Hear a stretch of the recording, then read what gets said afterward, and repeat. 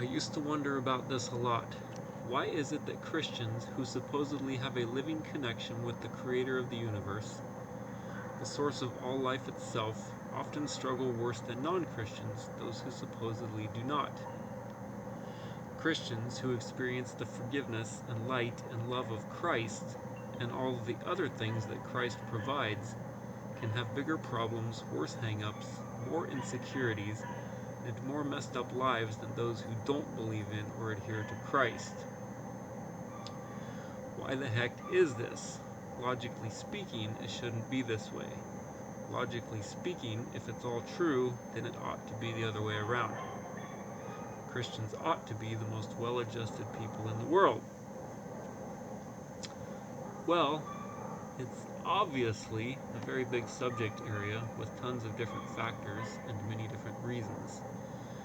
I don't claim to be able to understand all of it by any stretch of the imagination. However, one thing I have learned is this: it is love that makes the difference, not believing correctly.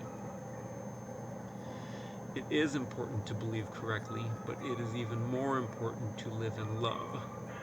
Love makes the difference for living a good life, even more than believing correct doctrine and adhering to true beliefs. This can be seen by witnessing the phenomena that I mentioned at the beginning of this post. Because love is the ultimate reason for living, those who live in it, are brought up in it, and can receive in it, and who give it away the most, are the most healthy and well-adjusted people in the world, not those who have the proper doctrine and the correct beliefs. Are there benefits to having proper doctrine and adhering to true beliefs that those who don't won't experience? Absolutely, but they are not as practically effective to life as living in love is. And living in love can be experienced by Buddhists, atheists, Mormons, Episcopalians, agnostics, and communists, and non-denominationalists, and Baptists, and liberals, and Pentecostals, and charismatics, and Jehovah's Witnesses, and Rastafarians, and Muslims, and anybody really who is created in the image and likeness of God. There are some cultures in the world who are so communal and tight-knit that they hold each other up like crayons in a box. They don't fall because they are all so close to each other that they can't fall. And, conversely, there are those in the world who adhere closely to correct doctrine, beliefs, and practices, but who live very unhealthy lives because they have little closeness or authentic connection with God or with people.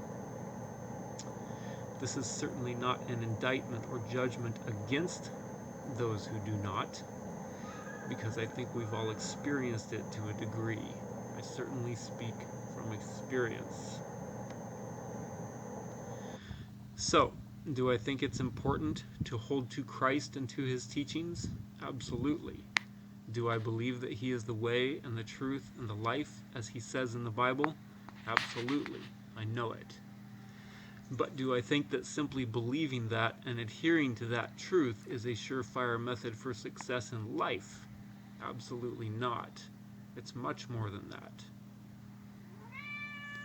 That is a good start, but it's just that, a good start.